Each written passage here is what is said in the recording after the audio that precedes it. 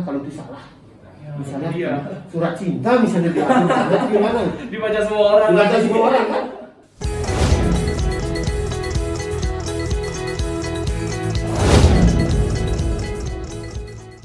Om Swastiastu. Om Swastiastu. Salam awas. Salam awas. Kembali lagi di podcast Tobat, topik Bawaslu Tabanan. Kali ini kita kedatangan seorang tamu yang sangat spesial, yaitu Kordep Hukum, Humas Data dan Informasi Bawaslu Provinsi Bali, Bapak Iketut Rudiat. Apa kabar Pak Kordep? Om Swastiastu. Swastiastu, Pak Sehat. Kordep. Sehat. Pokoknya sehat, saat di sehat. musim pandemi ini kita harus sehat dulu, baru kita memikirkan yang lain. Ya. Nah, pada topik kali ini kita akan membahas tentang jaringan dokumentasi dan informasi hukum yang ada di Bawaslu tentunya. Nah, Pak Kordip, kehadiran jaringan dokumentasi dan informasi hukum jadi Bawaslu khususnya di Kabupaten Kota menjadi hal yang baru. Ya, betul. Nah, apa sih yang mendasari peluncuran JDIH di Kabupaten Kota ini, Pak Kordip? Wah, ini pertanyaan bagus ini ya. Jadi apa sih pentingnya JDIH ya dikelola oleh Bawaslu Kabupaten Kota. Jadi saya ingin mengawali dari bagaimana kemajuan dunia ini kemudian membutuhkan sebuah kepastian hukum. Sebuah kepastian hukum itu ya kemudian harus diterjemahkan sebagai sebuah kebutuhan daripada masyarakat. Cara menjawabnya seperti apa? Ya, tentu Bawaslu sebagai lembaga publik punya kewajiban memberikan informasi-informasi hukum yang jelas dan cepat. Nah, kalau menjawab dengan cepat ini seperti apa? Jangan lupa kita menggunakan dunia informasi dan teknologi. Dulu belum. Karena apa? Karena memang Bawaslu Bali ini kan baru memulai, Bawaslu RI kan baru memulai meluncurkan JDIH-nya ini bulan Februari tahun 2020. Ya. Jadi jaringan dokumentasi dan informasi hukum ini adalah JDIH yang terintegrasi. Ya, jadi, nah, bagaimana kalau kita menjawab secara cepat ketika publik menginginkan dia mengakses produk-produk hukum yang dikeluarkan oleh Bawaslu Kabupaten Kota? Bagaimana caranya?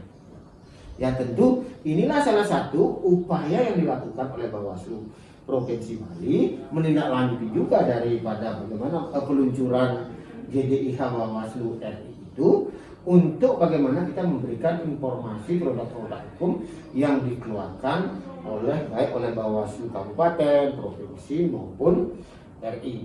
Ini kan terintegrasi. Nah, dengan terintegrasi, ya, ini kan juga salah satu upaya bagian dari kita melaksanakan amanat Undang-Undang Keterbukaan Informasi Publik nomor 14 tahun 2008 itu, ya, bahwa bagaimana lembaga publik seperti Bawaslu itu bisa memberikan informasi yang cepat dan akurat.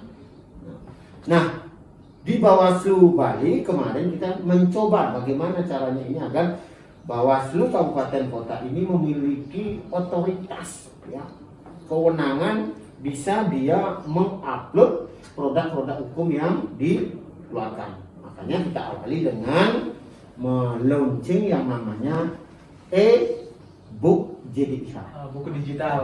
Buku digital pengelola dan pengguna pengelolaan dan penggunaan JDIH. Kemudian setelah itu kita luncurkan, kemudian kita lakukan training terhadap 2 staf ini di masing-masing kabupaten ini kita training dan kita berikan password. Jangan lupa passwordnya itu hanya 2 orang yang boleh pegang, tak boleh yang lain. Tujuannya apa? Jangan sampai hal-hal yang tidak boleh diupload di JDIH Kabupaten Kota itu terupload, karena ini kan begitu sudah terupload diverifikasi oleh provinsi itu sudah menjadi milik publik. Bagaimana kalau itu salah? Misalnya surat cinta misalnya diambil, gimana? Dibaca semua orang. Kan? Ketahuan loh kamu. Iya benar. Bisa bahaya. Ya, jadi itulah pentingnya JDIH ini. Kemudian kita berikan kewenangan kepada kabupaten untuk mengupload, tetapi ada filternya, Bawaslu provinsi sebagai verifikatornya. Begitu teman-teman kabupaten sudah mengupload produk-produk hukum yang dikeluarkan oleh mereka, dia harus lapor kepada provinsi Bali, karena di provinsi Bali kita siapkan 2 verifikator. Kalau sudah oke, baru boleh di-upload. Jadi garis besarnya begitu. Ini menjawab tantangan, ya, masyarakat butuh kepastian hukum. Kepastian hukum seperti apa? Makanya kita jawab dengan bagaimana kecepatan informasi persoalan produk-produk hukum yang dikeluarkan oleh Bawaslu itu bisa kita sajikan. Jadi garis besarnya seperti itu. Oke, baru pertanyaan pertama aja jawabannya udah terlihat banget nih Pak Kordim. Penguasaannya terkait JDH itu sudah gak usah dilakukan lagi nih ya. Nah, yang kedua nih Pak Kordim ya. Jaringan dokumentasi dan informasi hukum atau JDH Bawaslu yang telah terintegrasi nih tadi Pak Kordim sudah katakan terintegrasi oleh JDH nasional tentunya, pastinya mempunyai keunggulan dong kan. Nah, apa saja sih keunggulan JDH Bawaslu ini Pak Kordim? Ya, karena saya melihat ini sesuatu hal yang baru ya. Kita memulai di Bawaslu provinsi, kemudian salah satunya adalah bahwa di samping kita memberikan informasi kepada publik, juga bagaimana kita ingin merapikan produk-produk hukum yang selama ini entah tercecer di mana, kemudian kita akan simpan secara digital melalui JDH ini, kan itu.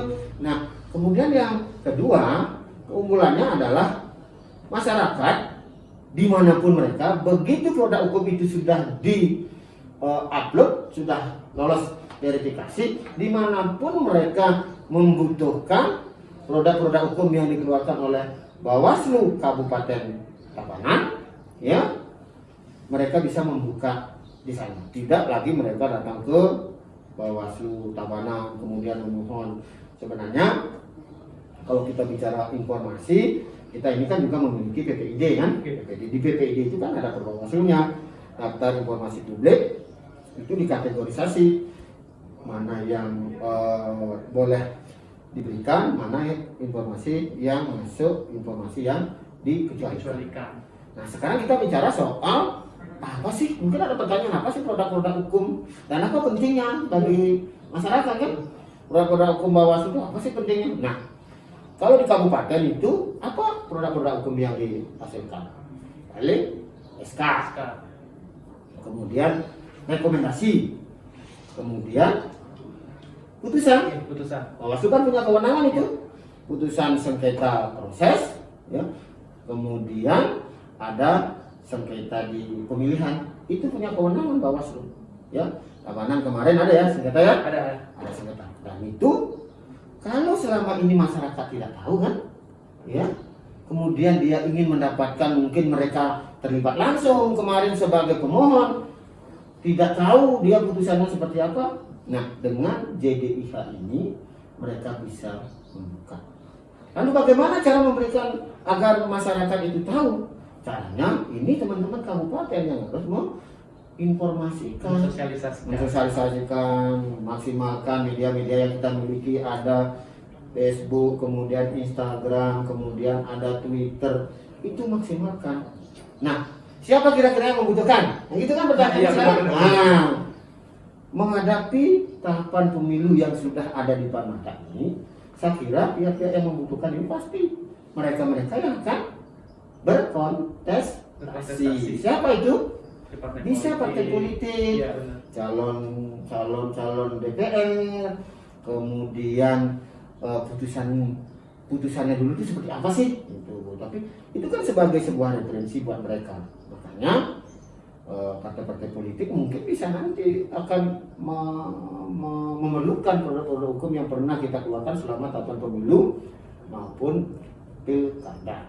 Jadi itu keunggulannya. Jadi masyarakat lagi tidak perlu lagi ke Bawaslu Tabanan memohon, walaupun itu melalui PPID bisa, tapi mereka sudah bisa langsung membuka, butuh klik Bawaslu, ada subnya di sana kan, ada provinsi, ada Kabupaten Tabanan, klik Tabanan, jeng, bisa sambil tiduran bisa mengakses. Kalau pakai datanya lagi kenceng, iya benar, buka, sip, selesai Seudah barang. semua Nah, dipelajari itu jadi bagaimana. ya. Siap. Waduh, saya kalah informasi ini dengan Pak Kordif. Ya. Nah nih, terakhir nih Pak Kordif. Jadi Bawaslu ini pasti dibangun dengan situs yang responsif, Ya. serta menjadi bagian penting dalam keterbukaan informasi publik sesuai yang tadi Pak Kordif katakan. Ya.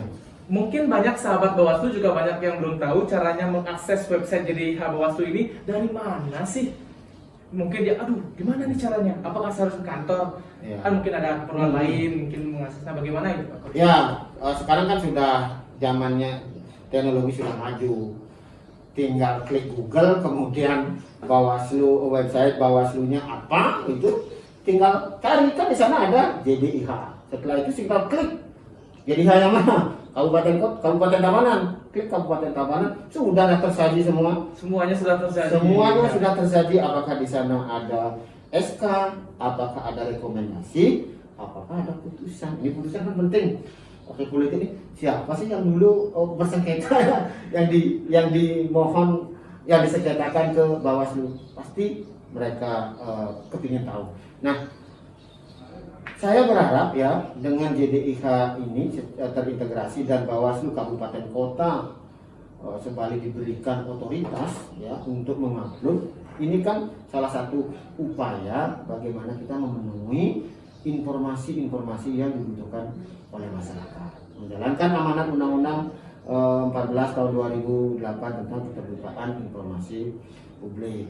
Kemudian sekaligus ya menjawab tantangan Bawaslu bahwa kita sebenarnya bisa. Kita nggak lagi merepotkan Bawaslu lah. Misalnya kalau selama ini kan ada produk hukum kan, ada produk hukum, kemudian dibawa ke Bawaslu provinsi baru mengupload, kemudian nunggu verifikasi lagi.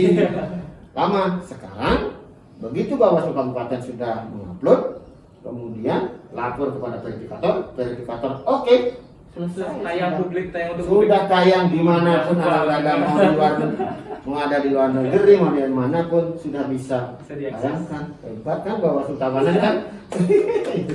Ya, gitu ya. Waduh. Jadi itu ada sahabat Bawaslu yang ingin mengakses website JDIH, bisa langsung ke websitenya Bawaslu RI ataupun Bawaslu Provinsi Bali ataupun Bawaslu Kabupaten Tabanan. Di sana sudah ada submenu dari PPID lagi. JDIH. PPID juga ada, Pak. Ada sudah. Sebenarnya tersendiri dia. Sendiri. Jadi, agar ini untuk memudahkan. Kalau di submenu jadi PPID itu kan di sana juga kita jelaskan bagaimana tata cara permohonan informasi kepada Bawaslu kabupaten kota. Kalau kita bicara PPID, kita kan mengelola informasi yang banyak nih. Iya. Partai politik suatu saat dia ingin tahu jumlah jajaran kita, jajaran ad hoc kita di seluruh Bali. Dia silakan memohon informasi kepada Bawaslu karena itu bukan informasi yang dikecualikan. Kemudian partai politik misalnya kepingin melihat pelanggaran-pelanggaran yang pernah terjadi yang sudah diproses, dia bisa memohon informasi. Tetapi khusus untuk JDIH hanya produk-produk hukum yang sudah dikeluarkan saja yang bisa kita fasilitasi tanpa melalui permohonan informasi melalui PPID. Itu ya. Langsung dicomot aja. Ya, langsung dicomot, simpan Oke ya. deh. Wah, informatif sekali ya podcast kita pada kali ini. Ya. Mungkin itu saja Pak Kordif. Terima kasih. Terima kasih, semangat ya. Bersedia hadir di Ya. podcast Tobat kali ini serta berbagi informasi kepada sahabat Bawaslu. Tobat itu apa? Topik Bawaslu Tabanan. Ya. Topik Bawaslu Tabanan. Mantap. Untuk itu Prabu Kusutama undur diri. Sampai bertemu lagi di podcast Tobat selanjutnya. Salam awas. Salam awas. Om Santi. Om Santi. Santi. Santi. Om. Terima kasih.